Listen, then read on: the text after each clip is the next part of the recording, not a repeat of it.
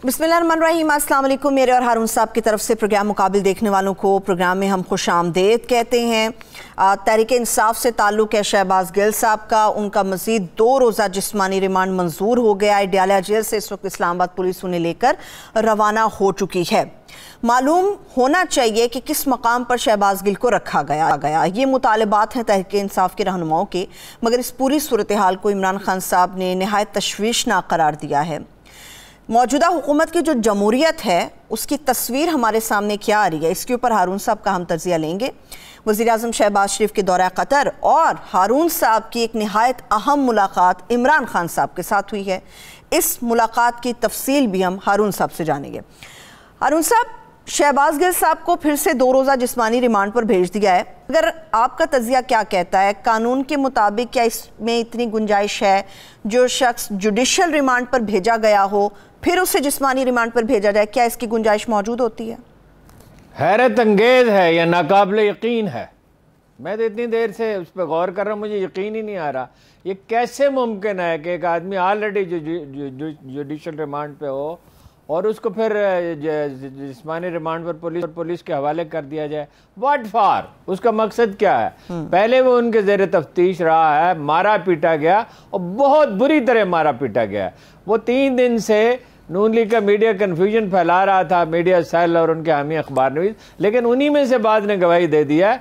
बहुत बुरी तरह नाजुक आज़ाद पर तशद्दुद हुआ है और वो अदम हुआ है तकरीबन। और वो ऐसी हालत में जो कुछ वो उगल सकता था उससे उगलवा लिया गया और डिसएसोसिएट कर लिया तहरीक इंसाफ ने उसे।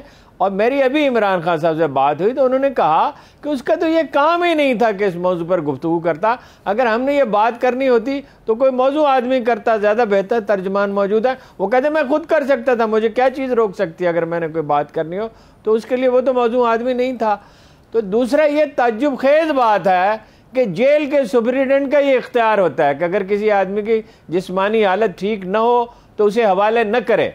ये ज़ोर ज़बरदस्ती की बात है और वो अगर मुनासिब समझे तो किसी हॉस्पिटल में भी भेज सकता है। तो अब उसको लेके कहाँ जाएंगे? इतना बड़ा इश्यू बन जाएगा, सारा मुल्क चीखो पुकार कर रहा होगा, हज़ारों लाखों आदमी ट्वीट कर रहे होंगे और वीलॉग बन रहे होंगे, दुनिया भर में शोर, इंसानी हुकूक की तंजीमें दुनिया भर में इस पर शोर मचाएंगी और दुनिया भर का मीडिया इसको देखेगा। तो उसका क्या कर सकते? इतना प्रेशर आएगा कि कुछ भी नहीं कर सकते और उसके पास कहने के लिए कुछ नहीं है। जो कुछ उसने कहना था वो कह दिया।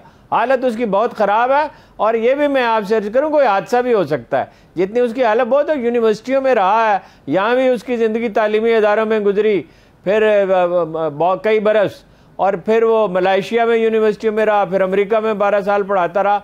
वो फिज़िकली इस तरह का मजबूत आदमी नहीं है, वो कोई टफ आदमी नहीं है। ज़ाहिर है जिस आदमी की ज़िंदगी पढ़ने लिखे, अगरचे सेहतमंद था जब अब तो ज़ाहिर है उसकी हालत बहुत ख़राब है। तो ये भी इन्हें सोच लेना चाहिए जो लोग ये सब कर रहे हैं कि राना सनाउल्लाह जैसे आदमियों को इस तरह के नाजुक मामलात नहीं सौंपे जाते। राना सनाउल्लाह साहब बहुत कैलस आदमी है, उसके लिए मौजूद तरीन लफ्ज़ यही है। और जिस तरह बुरी तरह मारा पीटा गया, दोबारा मारा पीटेंगे तो वो इनके सर चढ़ जाएगा, कोई मुसीबत खड़ी कर लेंगे अपने के लिए। नहायत आमकाना बात है, ये हैरत अंगेज है जो हाई कोर्ट ने फैसला दिया और वो अपना जो सेशन जज ने फैसला दिया, कुछ समझ में नहीं आता। ऐसा कभी हमने तो नहीं देखा अपनी 54 साल की सहाफ़ती ज़िंदगी में, ऐसा कोई वाक़या हमारे इल्म में नहीं है। भुट्टो बहुत सख्त गिर थे, ज़िया का मार्शल्लाह था, या खां का मार्शल्लाह था, मुशर्रफ का उसमें ऐसे वाक़यात नहीं हुए। वो खुफिया तौर पर सियासी कैदियों के साथ बाज़ औक़ात बहुत सख्ती होती थी, जावेद हाशमी के साथ हुई, ख्वाजा साद रफ़ीक के साथ हुई और लोगों के साथ हुई, लेकिन इस तरह लाइम लाइट में नहीं, दिन की रोशनी में नहीं, जब लाखों करोड़ों आदमी देख रहे हो और हर चीज़ हर लम्हा रिपोर्ट हो रही हो। कोई चीज़ वहाँ पे राज है, हर चीज़ तो आश्कार हो गई। उसको चीट करने में कामयाब रहे वज़ीर दाखिला को पंजाब के, हालांकि वो ज़हीन आदमी है। अभी मैंने पूछा खान साहब से, उन्होंने कहा वो तो बयान एक तो वो उन्हें समझ नहीं आई, दूसरा उन्होंने तो ये कहा था कि थाने में तशद्दुद नहीं हो, तो थाने में तो वाकई नहीं हुआ था, उससे कन्फ्यूजन फैला। बहुत बेइंतहा तशद्दुद हुआ है और मज़ीद तशद्दुद की ताब वो नहीं रखता है। कोई हादसा हो जाएगा, ये पछताएंगे बहुत जो लोग ये कर रहे हैं। सही और ये मुझे तो हैरत है कि राना सनाउल्लाह की बात मान रहे हैं इस मामले में। सही है। एक तरफ हारून साहब इस्लामाबाद पुलिस राना सनाउल्लाह साहब के अंडर आती है, उनके नीचे मातहत है वो। दूसरी तरफ ये बातें सामने आ रही, बड़ी कंट्रोवर्शियल चीज़ें हैं। मुअज़्ज़ज़ अदलिया और जज साहिबा का फैसला यकीनी तौर पे अपनी जगह, मगर ये कहा जा रहा है कि वाज़े दबाव नज़र आया इस फैसले के अंदर, जो फैसला दिया गया। हालांकि वकील ने कहा कि हमारे पास तस्वीर है तशद्दुद की। होगा दबाव, जाहिर है दबाव होगा। दबाव कई तरह का होता है ना, कि वकला जो हैं वो चढ़ दौड़ते हैं और नफ्सियाती एक माहौल ऐसा पैदा कर देते हैं। लेकिन हम जजों की नीयत पे तो नहीं शुबा कर रहे, हम तो ये कह रहे हैं कि कानून के मुताबिक ये फैसला काबिल फहम नहीं। और हमारे कहने का क्या है, एतजाज हसन कह रहे हैं जिनकी राय एक जज की राय से भी ज़्यादा अहम है। देखिए कब से मैं उन्हें जानता हूँ, 73-2 से, तब से वो प्रैक्टिस कर रहे हैं। और जिस आदमी को 50 साल प्रैक्टिस करते हुए गुजर गया, जिसने वकला तहरीक में अहम तरीन रोल अदा किया है, जो सुप्रीम कोर्ट बार एसोसिएशन का गैर मुतनाज़ा लीडर रहा है और जो बहुत सोच समझ कर राय देता है और ज़हीन आदमी है और बड़े वसी उसके तजुर्बात हैं, बड़ा वसी पर्सपेक्टिव में तनाजुर में वो सोचता है। तो वो और भी वकला यही कह रहे हैं, और वो राजा साहब ने भी, क्या नाम है उनका, उन्होंने भी यही कहा। तो वकला इससे एग्री नहीं करते, सीनियर तरीन मुअज़्ज़ज़ तरीन वकला इससे एग्री नहीं करते, और सिविल सोसाइटी इससे एग्री नहीं करते। मीडिया का रिएक्शन आप देख लेंगे, अभी थोड़ी देर में आ जाएगा। और सोशल मीडिया पे तो खैर गैर जिम्मेदार लोग भी हैं, लेकिन जो जिम्मेदार लोग हैं उनका भी देख लेंगे, इंसानी हकूक़ की तंजीमों का रद्द-ए-अमल भी आप देख लेंगे। इस पर सारी दुनिया में ताज्जुब का इज़हार किया जाएगा, लेने के देने पड़ जाएंगे, ये काउंटर प्रोडक्टिव होगा, उल्टा असर होगा, इसका कोई फ़ायदा नहीं होगा। और ये फैसला तो ऐसा है कि हर सुनने वाला दंग ही रह गया। जहाँ भी हम गए, जिससे भी पूछा, जिससे उसने कहा ये तो कोई काबिल फ़हम ही नहीं है। और देखिए अदालती निज़ाम की कोई तकदीस होनी चाहिए। अगर इस तरह के कंट्रोवर्शियल फैसले होंगे, वो चीफ जस्टिस साहब को ख़त लिख दिया गया है, मेरा ख्याल है वो इसका नोटिस लेंगे ज़रूर। और जल्दी इस्लामाबाद हाई कोर्ट में भी कोई ज़्यादा जजों पर मुश्तमिल जो है वो कोई कोर्ट उसको सुनेगी और कोई फैसला करेगी। एक आदमी को आप कितना मेंटल टार्चर करना चाहते हैं? 6 फुट 2-3 इंच उसका कद है, 5 फुट की कोठड़ी में उसे रखा, जाहिर है कोई दबाव था तो रखा। सुप्रीटेंडेंट तो ये नहीं कर सकता अपने तौर पे, सुप्रीटेंडेंट को तो खाम का तबादला किया, तो वो अपना फिर रेंजर्स को भेजा गया। ये कैसी क्या चीज़ें हो रही हैं, किस तरह के वाक़यात रूनमा हो रहे हैं? इस तरह के वाक़यात तो तब होते हैं जब हुकूमत कोई जाने वाली हो।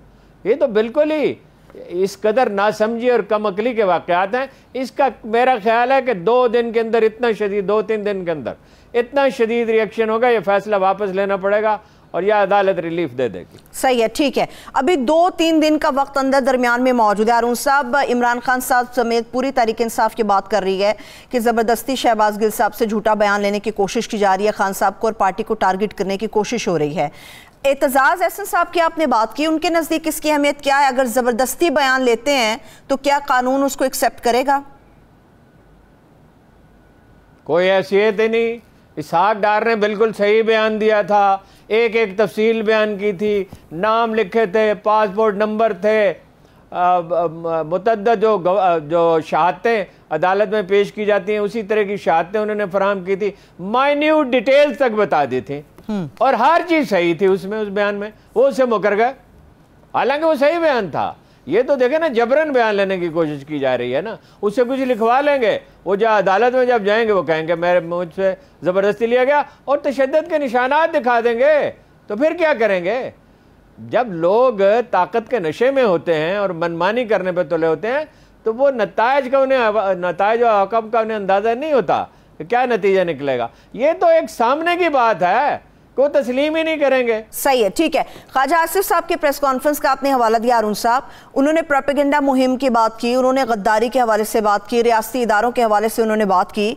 तो आपको क्या लग रहा है, मौजूदा हुकूमत क्या चाहती है? हदफ कौन है? इमरान खान साहब की शख्सियत है या फिर पूरी पार्टी हदफ तनकीद है? जाहिर है, वो तो मैंने वादे कर ही दिया, जाहिर है इमरान खान है। लेकिन ये आपको बताऊं कि इमरान खान से बातचीत भी हो रही है। मैं जिस वक्त पहुंचा उनके पास, थोड़ा सा मैं लेट हो गया, तो वहाँ पहले ही से एक नुमाइंदा मौजूद था जो बात करना चाहते हैं उनका, और एक आध नहीं कई चैनल से बात हो रही है, और वो बात करने के लिए तैयार हैं। वो कोई कतन गुस्से में नहीं है, वो तकरीरों से ऐसा लगता है he was very very relaxed. इस कदर कंफर्टेबल मैंने उन्हें कभी देखा ही नहीं है। पिछले देखिए 96 से मेरी उनकी मुलाकात होती रही है। बीच में जब वो हुकूमत में आए तो उसमें कुछ अरसा वक्फा रहा, क्योंकि हुक्मरान का एक और माहौल होता है, एक और नफ्सियात होती है, तो मैं उस वक्त मिलना चाहता नहीं था। ये नहीं कि मैं मिल नहीं सकता था, बाद लोग ये तस्वीर देते हैं कि मुझे वो मिलना नहीं चाहते, मुझे बार बार उन्होंने कहा मिलने के लिए, तो मैं अवॉइड ही कर जाता था कि कोई ज़रूरत नहीं है।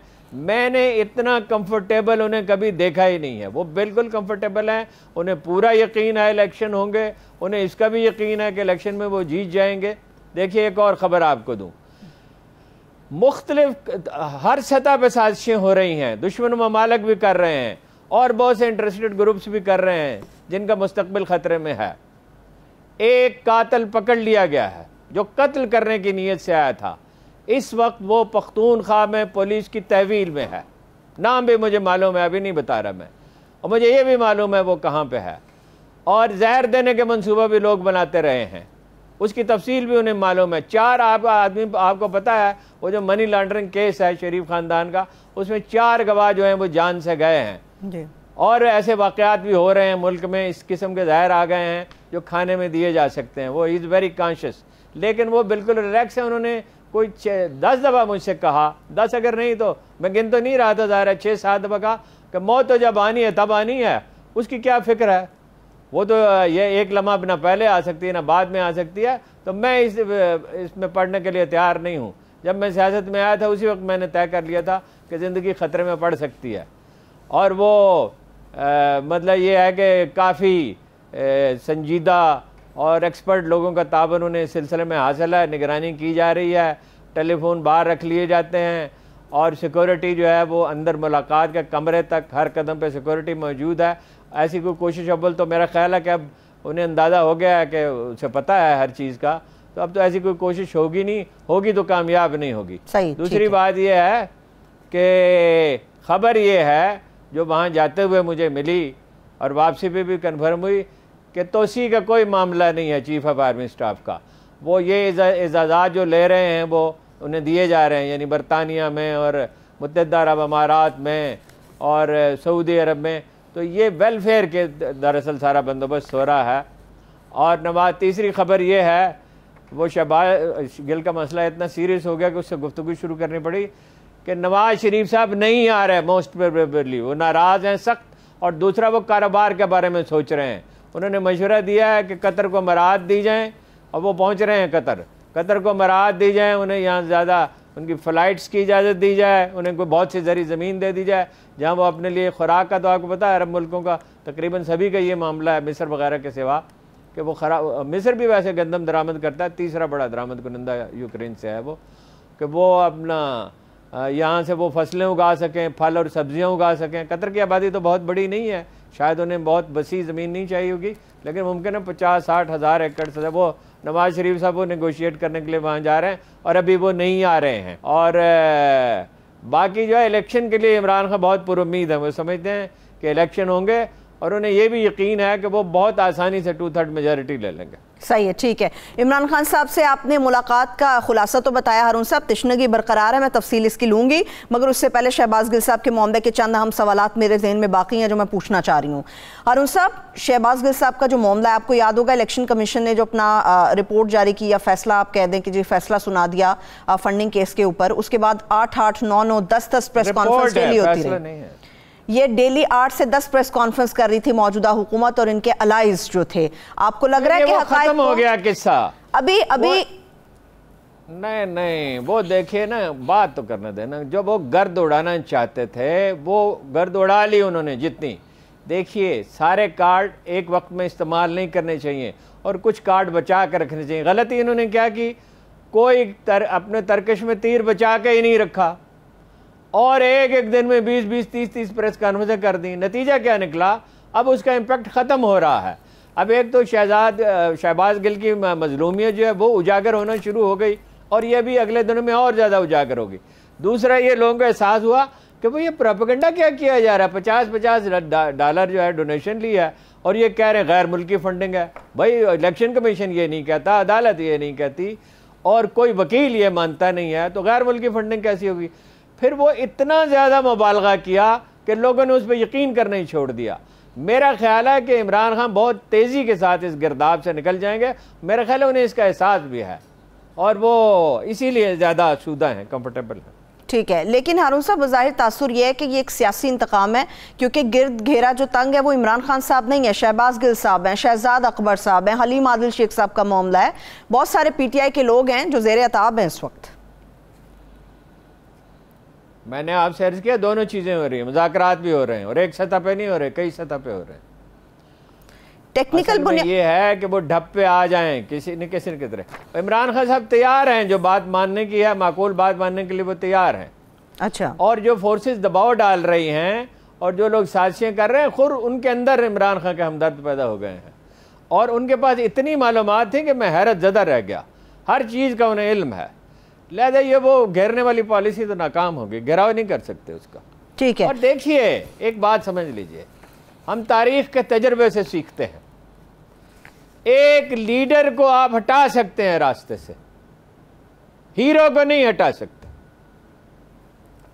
इस वक्त उसकी हैसियत एक लीडर की नहीं है, उसमें कितनी खूबियां कितनी खामियां ये अलग बात है, लेकिन इस वक्त उसकी हैसियत एक हीरो की है। अभी फैसलाबाद की कॉन्स्टिट्यूंसी का पता किया है, जहां कागजात मुस्तरद कर दिए हैं, तो पता चला कि जो उम्मीदवार है नून लीग का, वो तो कंपेन ही नहीं चला सकता। वहाँ ताजर बिरादरी ने यह फैसला किया हुआ है, वहाँ इंडस्ट्री फल फूल रही थी इमरान खान के ज़माने में और अभी तक उसके असरात बाकी हैं। टेक्सटाइल ही है ना फैसलाबाद, और बहुत से लोग नए लोग वहाँ शामिल हो रहे हैं। तो वो नहीं लड़ेंगे तो फर्रुख हबीब लड़ेंगे इमरान खान, अव्वल तो अदालत इजाज़त दे देगी। यही मर्दान की सूरत हाल पता की है। मर्दान में वो कह रहे हैं कि जी इमरान खान को लड़ने की क्या ज़रूरत है, वहाँ किसी कारकुन को खड़ा कर दें वो जीत जाएगा। यही कराची की सूरत हाल है। वैसे भी बिलावल भुट्टो के काम कारकुन ने हराया था, लिहाजा ये नहीं होता। फ़र्ज़ कीजिए इमरान खान को निकाल देते हैं, फ़र्ज़ कीजिए गिरफ्तार कर लेते हैं, फ़र्ज़ कीजिए PTI पे पाबंदी लगा देते हैं, तो क्या होगा? इलेक्शन वाले दिन कोई वोट ही नहीं डालने के लिए जाएगा। ज़ाहिर है फिर पार्टी पे पाबंदी नहीं लगाएंगे, वरना तो इलेक्शन तमाशा ही बन जाएगा, एक नौटंकी हो जाएगा, एक सस्ता सा घटिया सा तमाशा बन जाएगा जब लोग जाएंगे नहीं। तो PTI पे अगर पाबंदी नहीं होगी तो इमरान खान जेल में भी तो वो जेल से जीत जाएगा, फिर क्या करेंगे? और उस पर पाबंदी भी लगा दें तो हुक्म तो उसी का चलेगा, PTI में और किसी का हुक्म तो नहीं चलता। लिहाजा मैं नहीं समझता, जो लोग आम तासुरी है, मेरी राय मुख्तलिफ है कि ये कर देंगे वो कर देंगे, और खुदा ने अपनी दुनिया शैतान के हवाले नहीं कर दी है। ये नहीं है कि जो कोई चाहे वो कर सकता है, सिचुएशन इंपॉर्टेंट होती है। सिचुएशन इस वक्त उसके हक में है, वक्त का धारा उसके हक में बह रहा है, आप नहीं रोक सकते। 17 जुलाई को लोग सीटों की, आपको याद है कि कितनी सीटें दे रहे थे इमरान खान को? उस वक्त ये खाकसार ने कहा था वो सारी सीटें जीत सकता है, और एक जगह तो उनका उम्मीदवार ही बैठ गया, उसने कंपेन ही नहीं की, और दूसरी जगह ये यहाँ धांधली की, वहाँ भी मुजफ्फरगढ़ में भी धांधली की, तो 3 सीटें तो वो और जीत सकता था, और चौथी एक आज़ाद उम्मीदवार जीता, तो इनके हिस्से में 1 या 2 सीटें आती। इन हालात में आप कैसे कर सकते हैं? ये नाकाबिल फ़हम बात है। मेरा जहन इस बात को, मेरा जितना तजुर्बा है, जितनी तारीख़ मैंने पढ़ी है, बर्रे सग़ीर की सियासी तहरीकों को पढ़ा है, कायद-ए-आज़म को भी रोकने की हर मुमकिन तदबीर की गई थी ना, और ये अपना यानी वो कामयाब थे। अबुल कलाम आज़ाद यहाँ आए थे और यहाँ हुकूमत बनवा दी थी, पंजाब में यूनियनिस्ट की और कांग्रेसियों ने मिलकर बना ली थी। तो नतीजा फिर क्या निकला था? एक दिन में वजारत ख़त्म हो गई और लोग सड़कों पे निकल आए। तो ये नहीं होता, बात चीज़ें मुमकिन होती हैं, बात चीज़ें नामुमकिन हो जाती हैं। ये एक नामुमकिन काम करने की कोशिश कर रहे हैं, तो वो तहरीक इंसाफ वालों को इसका अंदाज़ा हो गया है। उन्होंने थोड़ी सी ताख़ीर की उसके मौक़िफ़ से लातल्क़ी इख्तियार करने में। शहबाज गिल साहब का ये काम नहीं है। मैंने उनसे कहा है खान साहब से कि शहबाज गिल साहब को वो जिम्मेदारी दें जो उनके मिजाज और सलाहियतों से मुताबिकत रखती हो। उन्होंने इससे एग्री भी किया है। सही है, ठीक है। अब आप इमरान खान साहब की मुलाकात के हवाले से हारून साहब बात कर रहे हैं, तो खान साहब कितने पुरएतमाद हैं? हिकमत अमली क्या है इस पूरे प्रोपेगेंडा के अगेंस्ट इस वक्त तहरीक इंसाफ की और इमरान खान साहब की? नहीं, पुरएतमाद तो आपको बता ही दिया ना, बहुत हैं। तो हिकमत अमली क्या है? वो जाएँ और राब्ता अवाम मुहिम करेंगे। और उन्होंने कहा कि मेरा अंदाज़ा ये था कि अपना मुमकिन है लोग ना आएँ, लोग डरे हुए हों। जो लाहौर में सूरत हाल थी, बहुत ज़्यादा लोगों पे दबाव था और नई मतलब हुकूमत आई थी, तो मैंने उनसे कहा कि मेरा अंदाज़ा तो ये नहीं था, आपको पता ही है। तो कुछ उन्होंने तज्जुब का इजहार किया कि आपको पूरा यकीन कैसे था। मैंने कहा यकीन इसलिए था कि हम लोगों से मिलते जुलते हैं, और क्या था, और ये भी यकीन था कि आप जीत जाएंगे। तो वो बिल्कुल राब्ता अवाम मुहिम उनकी हिकमत अमली है। और एक जो बहुत अहम बात है, जो खुशखबरी की बात है, अगर उन्हें हुकूमत मिल जाती है, मेरा ख्याल है मिल जाएगी। मैंने उनसे कहा आपने काम नहीं किया, पुलिस पे, रेलवे पे, PIA पे, और निजकारी पे, और अपना सिविल सर्विस पे, और FBR पे। तो उन्होंने मुझे इत्मीनान दिलाया कि अब बहुत काम किया है, इन दिनों में यही काम करते रहे हैं, और अब हमारे सामने खाका वाज़ेह है।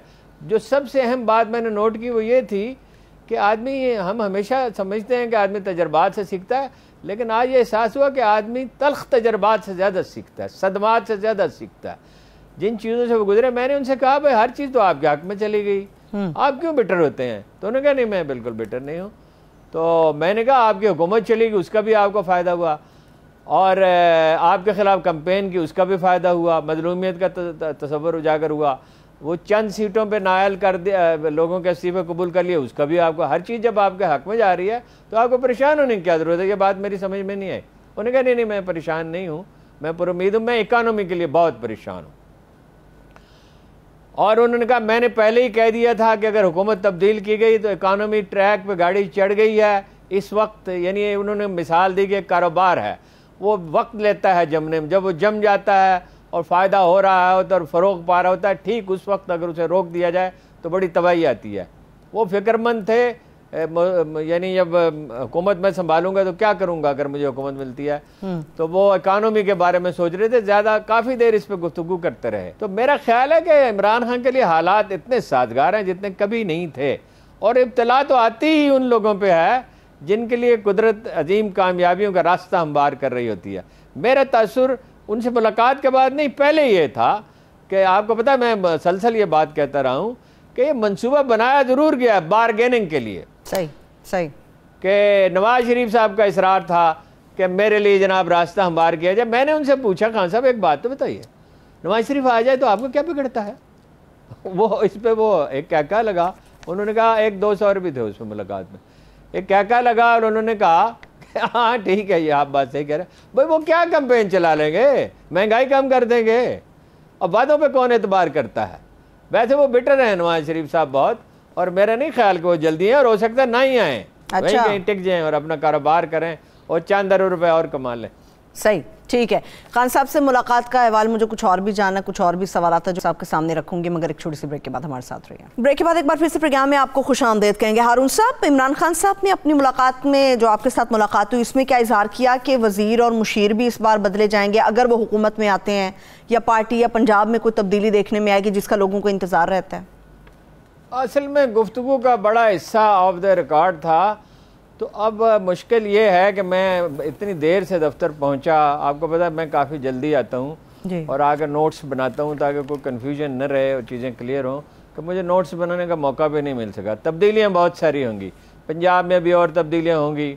मेरा ख्याल है, अगरचे साफ अल्फाज में नहीं कहा उन्होंने, मेरा ख्याल है कि चीफ़ सेक्रेटरी साहब जो हैं वो ख़ुद भी नहीं रहने चाहते। राय उनके बारे में अच्छी, वैसे चीफ़ सेक्रेटरी के बारे में खान साहब की, तो वो चीफ़ सेक्रेटरी भी नया होगा और भी कुछ सिविल सर्विस में तब्दीलियाँ होंगी, लेकिन कोई तूफ़ानी अंदाज में नहीं होंगी, एहतियात के साथ होंगी। कुछ सिविल सर्वेंट्स के बारे में उन्होंने मेरी राय पूछी, मैं बात को तो नहीं जानता था, जो जानता था जिनके बारे में तो उनके बारे में राय दी। मोस्टली मैंने जिन लोगों को मैं जानता था कि अच्छे लोग हैं, मैंने उनका जिक्र किया, किसी के ख़िलाफ़ बात नहीं की, इसलिए कि ये मेरा काम नहीं है। और कोई बहुत मुस्तरद मालूमात जो थी बस उसी पे इक्तफ़ा किया। वहाँ कोई तब्दीलियाँ होंगी, पार्टी में भी कुछ तब्दीलियाँ हो सकती हैं, और इलेक्शन कैंपेन के खतूत जो हैं वो मुरतब किए जा रहे हैं, प्रोग्राम मुरतब किया जा रहा है, और बड़ी सेहत अच्छी है उनकी और बड़ी भरपूर मुहिम वो चलाना चाहते हैं। बाकी बहुत सी चीज़ें ऑफ द रिकॉर्ड हैं, वो बतदरीज में बता सकता हूँ, और कुछ चीज़ें ऐसी हैं जो अधूरी हैं, तिश्ना है, चूँकि ज़ाहिर है बहुत से मौज़ूआत है तो कोई भरपूर गुफ्तगू नहीं, फिर एक आध और मुलाकात होगी, या मुमकिन है मैं किसी वक्त उनके साथ जाऊँ कोई लंबे सफ़र पर, तो फिर उसके बाद मैं तफसीलात बता सकता हूँ। सही है, ठीक है। एक सवाल जो हर रोज़ मैं प्रोग्राम में पूछती हूँ हारून साहब, इलेक्शन कब होंगे? हुकूमत कब तक इलेक्शन अनाउंस करेगी, या किसी ख़ास वक्त का इंतज़ार कर रही है? देखिए जी, उन्हें कोई जल्दी मुझे नहीं महसूस हुआ कि उन्हें कोई जल्दी है इलेक्शन की। वो रिलैक्स हैं, उनकी ज़्यादा तवज्जो ये है प्लानिंग कर लें और इस पर तवज्जो है अच्छे उम्मीदवार मुंतखब कर लें और ये जो गिरदाब है ये ख़त्म हो जाए। मेरी उन्होंने राय पूछी, मैंने कहा चंद दिन की बात है ये, इसलिए कि ये आलमोस्ट काउंटर प्रोडक्टिव होना शुरू हो गया है। जो प्रोपेगेंडा था उसकी गर्द बैठने लगी है, तो वो अपना को फौरी कोई उन पर सवार नहीं है ये कि जल्दी मुझे हुकूमत मिल जाए। उन्हें अंदाज़ा है कि इस दफ़ा हुकूमत बड़ी मुश्किल होगी, पहले से भी बात एतबार से मुश्किल होगी। अगरचे एडिबल ऑयल की प्राइस कम हो रही है और उसकी भी अपना डीज़ल और पेट्रोल की कीमत भी कम हो रही है और अंदाज़ा है कि उस वक्त सूरत हाल कोई बेहतर हो जाएगी। और इसके नून लीग के तो पंजाब में जीतने का अब कोई चांस ही नहीं है, लिहाजा उन्हें क्या बेचैनी है, वो अपना ज़्यादा वक्त तैयारी में सर्व करना चाहते हैं। बल्कि मेरा ख्याल, अगर जो उन्होंने इजहार नहीं किया, मेरा ख्याल वो खुश हैं इलेक्शन थोड़े ताख़ीर से हो तो। सही है, ठीक है। वैसे एक खबर ये कि जब इतनी बहुत सी पार्टियां हों तो वो डिलीवर तो कर नहीं सकती है ना। देखिए ना, अब ये फ्यूल का क्या हुआ, इतना इख्तलाफ हो गया, नवाज शरीफ साहब अपनी बात नहीं मनवा सके, इसलिए कि जब आप अफरा तफरी में एक हुकूमत कायम करते हैं। अब बेचारे मिफ्ताह साहब शरीफ आदमी है वैसे वो, तो मिफ्ताह साहब के बेचारे के बस की बात तो नहीं है। कभी वो कहते हैं 1 पैसा टैक्स नहीं लगेगा, कभी कहते हैं मुझसे तो कोई पूछता ही नहीं है, मेरा तो कोई ताल्लुक ही नहीं है, मैं तो मजबूर हूँ, मैं तो कमज़ोर आदमी हूँ, मुझे टारगेट किया जा रहा। तो इतनी समझ भी इन लोगों में नहीं है कि वज़ीर ख़ज़ाना ही बदल दें। मेरा ख्याल कुछ मजबूरियाँ भी हैं जो नहीं बदल सकते। तो एक मजबूर और बेबस हुकूमत है, ये डिलीवर कुछ कर नहीं सकती और उस वक्त तक बाद लिहाज से हालात साजगार हो जाएंगे और ये बहुत बुरी तरह हारेंगे, बहुत बुरी तरह। और इमरान खान साहब सियासी तौर पे अगर नाकाम होंगे तो हुकूमत में आने के बाद होंगे, उससे पहले नहीं हो सकते। इसलिए कि जो उनके खिलाफ यलगार होती है, मीडिया ग्रुप्स को मुतहर्रिक किया जाता है उनके खिलाफ, कुछ जर्नलिस्टों को मैदान में लाया जाता है, अफवाहें फैलाई जाती हैं, प्रोपेगेंडा किया जाता है, तो वो एक आध दिन में उसका तोड़ निकल आता है। इसलिए कि उनके पास तो लाखों रजाकार मौजूद हैं, वो समझदार लोग तो नहीं है, बाकायदा कारकुन नहीं है वो पार्टी के। अगरचे जिसको भी पकड़ लिया जाता है उससे कहा जाता है कि तुम ये कहो कि मैं वर्कर हूँ, जो वो वर्कर हो या ना हो, चाहे माज हमदर्द हो, और तुम ये कहो कि मुझे इमरान खान ने कहा था, मगर अदालत में साबित कैसे करेंगे। अच्छा, मैंने वो मुकदमे का भी पूछा कि इलेक्शन कमीशन की रिपोर्ट पे जो अपना केस दाखिल किया गया तो क्या होगा, तो उन्होंने कहा उसकी मुझे बिल्कुल कोई फिक्र नहीं है। मैंने अपने वकला से मशवरा किया है तफसील के साथ और वो कहते हैं इसमें कुछ है ही नहीं, आप बिल्कुल बेफिक्र रहें। अदालत को आपको पता है प्रेशराइज नहीं किया जा सकता, सूरत हाल सुप्रीम कोर्ट अब ऐसी नहीं है जिसको ये प्रेशराइज कर सकेंगे और दो तरफा दबाव है और जजों का रुझान इस तरफ है कि वो इंसाफ करेंगे हर हाल में और कोई दबाव वो कबूल नहीं करेंगे। वकील मैंने पूछा कि भाई कौन है, तो उन्होंने बताया एसएम जफर के साहबजादे, क्या नाम है उनका, हाँ जी, तो अपना उन्होंने कहा अली जफ़र। तो मैंने कहा कैसे, उनके बहुत एक्सीलेंट वकील हैं, बड़े इंटेग्रिटी के आदमी हैं और उनके होते हुए कोई फिक्र नहीं है और वकला की भी मदद उन्हें हासिल है, तो वो बहुत ज़्यादा वो बिल्कुल कंफर्टेबल हैं। लोग ये समझ रहे हैं कि बड़ा दबाव है, वहाँ तो दबाव नाम की कोई चीज़ नज़र ही नहीं आई, रत्ती बराबर भी। ठीक है, लेकिन हारून साहब अभी ये फैसला भी हुआ है कि ये ममनुआ फंडिंग के मामले के ऊपर जो बाहर की कंपनीज हैं और लोग हैं उनसे भी पूछगछ होगी, तहकीकात होंगी, हुकूमती सतह पर ये फैसला हुआ है। वो जी मुनकर नकीर से भी पूछ लें, सारी दुनिया से पूछ लें, दुनिया भर की सारी एजेंसियां को लगा दें इस काम पे, सारी पुलिस, अपना FIA, IB, तमाम को लगा दें। फिर जब उसमें है ही कुछ नहीं तो सारे लोग मिलकर क्या कर लेंगे, कंपनियों से पूछ-पूछ करेंगे, क्या करेंगे। कंपनियां बताएंगी कि भाई ये कंपनी ने नहीं पैसे भेजे, कंपनी का जो फलां डायरेक्टर था या फलां जो पार्टनर था उसने भेजे और वो पाकिस्तानी है, तो उसमें निकलेगा ही कुछ नहीं जब, तो फिर क्या कर लेंगे। ये प्रोपेगेंडे के लिए है, ये एक नफसियाती माहौल पैदा करने के लिए है, ये कुछ नवाज शरीफ साहब की फरमाइशें पूरी करने के लिए है। ये अलग बात है कि नवाज शरीफ का कोई मुस्तकबिल नज़र ही नहीं आता। मैं नहीं समझता कि नवाज शरीफ को क्लीन चिट कोई अदालत दे सकती है, किस तरह देगी। और उनके अपने साथी नहीं चाहते, ये भी आपको बता दूं, उनके अपने बहुत से साथी नहीं चाहते। सही है, ठीक है, चलिए कोशिश करेंगे हारून साहब के जो मुलाकात आपकी हुई है ग्रेजुअली आने वाले प्रोग्राम्स में आप इसका हवाले से हमारे साथ डिटेल शेयर करते रहें। अभी से कुछ देर पहले आपने शहबाज शरीफ साहब के कतर के दौरे के हवाले से भी बात की थी। हारून साहब सिर्फ दरामद करने के हवाले से गंदुम की या असासों की बात की, नवाज शरीफ साहब की भी और शहबाज शरीफ साहब की भी खबर है, खबर शहबाज साहब के भी अनार साहब कतर के दौरे की, इसमें कोई पीआईए का मामला डिस्कस होगा? रोजवेल्ट होटल के हवाले से कोई बातचीत होगी? कतर के साथ क्या मंसूबे बना रहेंगे? नहीं, वो तो बहुत से एसेट्स कतर को दे रहे हैं और वो इसमें बड़े शुकूक व शुबात पैदा होंगे और वो समझ नहीं रहे कि मुस्तक़बिल में इसकी सियासी कीमत बहुत ज़्यादा हो सकती है। देखिए, मैं इसके हक़ में हूँ, आपको पता है मैं मसलसल एक बात कहता रहा हूँ कि हमारे पास फालतू ज़मीन पड़ी हुई है, हमारे पास पानी फालतू हो सकता है, उसका मेथड है। अगर आप डेजर्ट्स जो हैं खाली पड़े हुए और बंजर ज़मीनें जो खाली बेकार पड़ी हुई, बंजर तो नहीं, बेकार तो नहीं है, खाली पड़ी हुई ज़मीनें हैं, लाखों 2 करोड़ एकड़ के करीब है, शायद इससे भी कुछ ज़्यादा है, उसके नबा में जो इलाके हैं वहाँ आप अगर पाइप बिछा दें खेतों में तो वो 10-15% से ज़्यादा पानी कंज्यूम नहीं होता, तो आपके पास 80-85% पानी बच जाएगा, इससे ज़्यादा बच जाएगा। मैं इसके हक़ में हूँ कि चीनी अगर कुछ अरसे के लिए कोई ज़मीन लीज़ पे लेते हैं या हमारे दोस्त मुल्कों में से कोई लीज़ पे लेता है तो वो ठीक है, ये बुनियादी तौर पर सही फैसला। बट वाई कतर स्पेशली, सिर्फ कतर ही क्यों, अमारात क्यों नहीं, सऊदी अरब क्यों नहीं?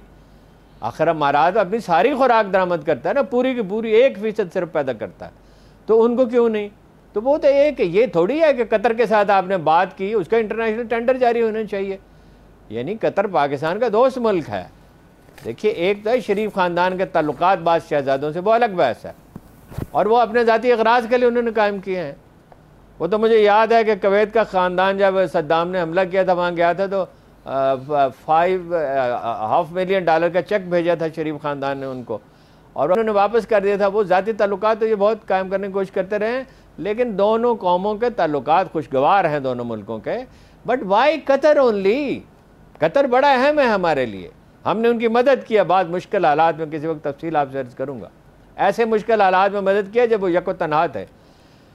तो सऊदी अरब क्यों नहीं, अमारात क्यों नहीं, और दूसरे अरब मुल्क क्यों नहीं जिन्हें खुराक की ज़रूरत है? तो उसका इंटरनेशनल टेंडर होने चाहिए। ये तो जैसे चीनी कंपनियों के साथ खुफिया मुआहदे किए जिनकी शरात ही मालूम नहीं है और जब बाद औक़ात कई गुना कीमत वसूल करती हैं, और उसका कोई ऑडिट वगैरह भी नहीं होता। तो ये तो ज़ाहिर है मशकूक मामला है। उनको ज़्यादा फ़्लाइट्स की इजाज़त देने की कोशिश कर रहे हैं और कुछ मराहत उन्हें देना चाहते हैं। सही है, ठीक है, एक ब्रेक की तरफ अभी बढ़ते हैं, वापस आएंगे तो साबिक सदर जनरल ज़ियाउल हक मरहूम की 34वीं बरसी है, इससे मुतालिक बात करेंगे। हमारे साथ रहिए। ब्रेक के बाद एक बार फिर से प्रोग्राम में खुश आमदेद कहेंगे। हारून साहब, साबिक सदर और आर्मी चीफ जनरल ज़ियाउल हक मरहूम की 34वीं बरसी है, उनकी शख्सियत कैसी थी और उनका जो दौर है किन एतबार से कहा जा सकता है कि बेहतरीन दौर था? देखिए, एक तो एतबार से तो वो बड़ा अफसोसनाक दौर था, इसलिए कि वो उन्होंने कहा था, एक पॉलिटिशियन ने जो सबकदोश हो चुके थे सियासत से, मुजफ्फरगढ़ से उनका ताल्लुक़ था, नाम अभी जहन में आता है, कि इंसान पर लोहे की फजीलत तस्लीम नहीं की जा सकती। तो फ़ौज का काम हुकूमत करना नहीं है, फ़ौज का काम मुल्क का दिफा करना है और हंगामी हालात में सैलाब हो, जल्जला हो, मदद करना है। बहुत अफसोसनाक सूरत हाल थी। अब वो एक तवील पस मंज़र है, उसमें जा नहीं सकते, जिसमें वो बरसर इक़्तिदार है। बहरहाल मैंने उस पर काफ़ी तहकीक की थी, अप्रैल के आखिर तक, बल्कि मई में भी वो दिलो जान के से भुट्टो हुकूमत के साथ थे और वो समझते थे कि अपोजिशन अफरा तफरी फैला रही है और फसाद फैला रही है। लेकिन जब भुट्टो ने ये कहा कि जनरल ज़ियाउल हक से कि आप मिलकर हुकूमत करते हैं, तो ज़ाहिर है किस्सा ख़त्म हो गया।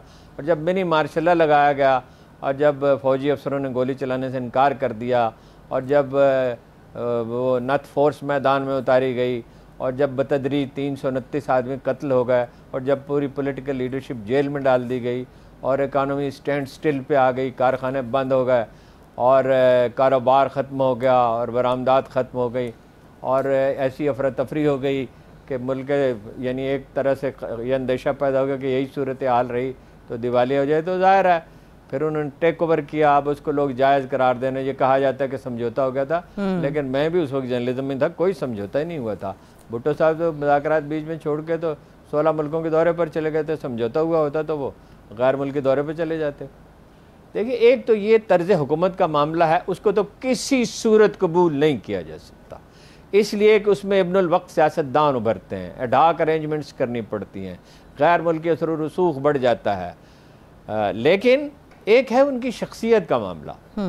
जनरल ज़िया-उल हक की शख्सियत में इतनी इंटेग्रिटी है और इतनी ज़ाती ज़िंदगी उनकी सादा और ख़ूबसूरत है और इतने उसके रोशन पहलू हैं कि जिसकी कोई हद नहीं है। मैं उनके इंतकाल के बाद, शहादत के बाद उनके अर्दली से मिला जिसकी सारी ज़िंदगी उनके साथ गुजरी थी, तो इतने हैरान कुन वाक़यात का इल्म हुआ कि बिल्कुल मैं शजदर ही रह गया। मिसाल के तौर पर एक आदमी को बुलाया गया, ये तो खैर मुझे उनके जो सिक्योरिटी के इंचार्ज थे उन्होंने, लईक साहब ने बताया, DIG थे, बाद में वो पुलिस फाउंडेशन में रहे। उसी वक्त मेरी उनसे मुलाकात हुई तो वो बिल्कुल उनके जिक्र पे वजद में आ जाते थे, चूँकि उन्होंने बहुत करीब से देखा था।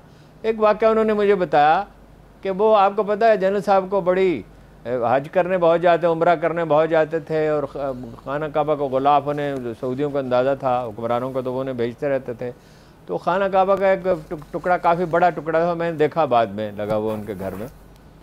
तो वो लेके आए तो उन्होंने कहा फ्रेम करने के लिए किसी को बुला लें। ये स्टैंडर्ड प्रैक्टिस होती है ईवान सदर में और प्राइम मिनिस्टर हाउस में कि जब किसी कारीगर से काम कराना हो तो उसे बुलाया जाता है, इसलिए कि वज़ीर-ए-आज़म खुद तो नहीं जा सकता और ज़ाहिर है कि उसे बाद चीज़ों की ज़ाती तौर पे देखना होता है, मतलब लिबास सिलवाना है, भले इस तरह का कोई ज़ाती काम है, घर की आराइश का मसला।